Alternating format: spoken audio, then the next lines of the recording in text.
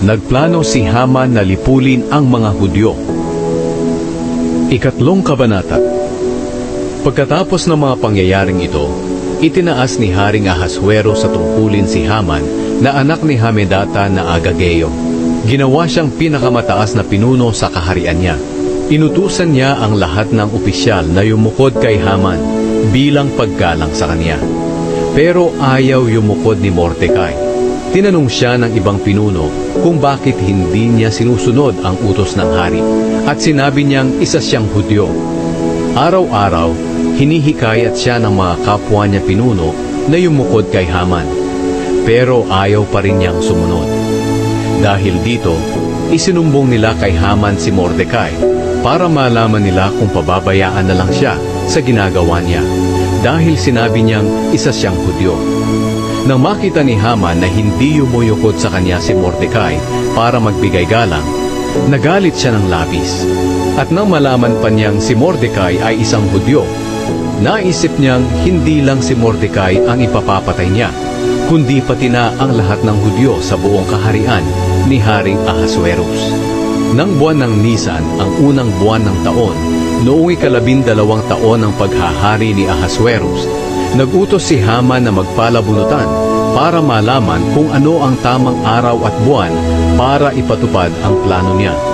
Ang ginagamit nila sa palabunutan ay tinatawag nilang Pur, at ang nabunot ay ang 13 araw ng 12 buwan, ang buwan ng Adar. Sinabi ni Haman kay Haring Ahasuerus, "Mahal na hari, may isa pong grupo ng mga tao na naninirahan sa iba't ibang probinsya ng inyong kaharian at may mga sarili po silang kautusan na iba kaysa sa ibang bansa. Hindi sila sumusunod sa mga kautusan ninyo at hindi ito makakabuti para sa inyo kung pababayaan na lang sila. Kung gusto ninyo, mahal na hari, mag-utos kayo na patayin silang lahat at magbibigay po ako ng 350 toneladang pilak sa mga pinuno ng inyong kaharian at ilalagay nila ito sa taguan ng kayamanan ng hari." Pagkatapos, kinuha ng hari ang kanyang singsing na pantatak at ibinigay kay Haman na anak ni Hamedata na Agageo ang kalaban ng mga Hudyo.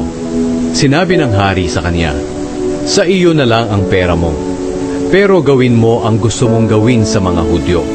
Kaya noong 13 araw ng unang buwan, ipinatawag ni Haman ang lahat ng kalihim ng hari. Nagpagawa siya ng sulat sa kanila para sa mga gobernador ng mga probinsya, mga pinuno ng mga bayan, at sa iba pang mga pinuno sa buong kaharian sa kanilang sariling wika. Ang sulat ay ginawa sa pangalan ni Haring Ahasuerus at tinatakan ng singsing nito.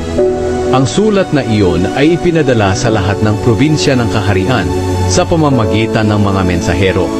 Nakasulat dito ang utos na sa loob lang ng isang araw ay papatayin ang lahat ng Hudyo, bata, matanda, lalaki at babae, at sasamsamin ang lahat ng ari-arian nila. Gagawin ito sa 13 araw ng 12 buwan, ang buwan ng Adar. Sa utos ng hari, mabilis na nagsialis ang mga mensahero para ihatid sa bawat probinsya ang kopya ng kautusan ng hari at ipinaalam ito sa mga tao para makapaghanda sila para sa araw ng pagpatay sa lahat ng Hudyo. At ang utos na ito'y ipinaalam din sa lungsod ng Susa. Habang nakaupo at nagiinuman ang hari at si Haman, nagkakagulo naman ang lungsod ng Susa dahil sa mga nangyayari.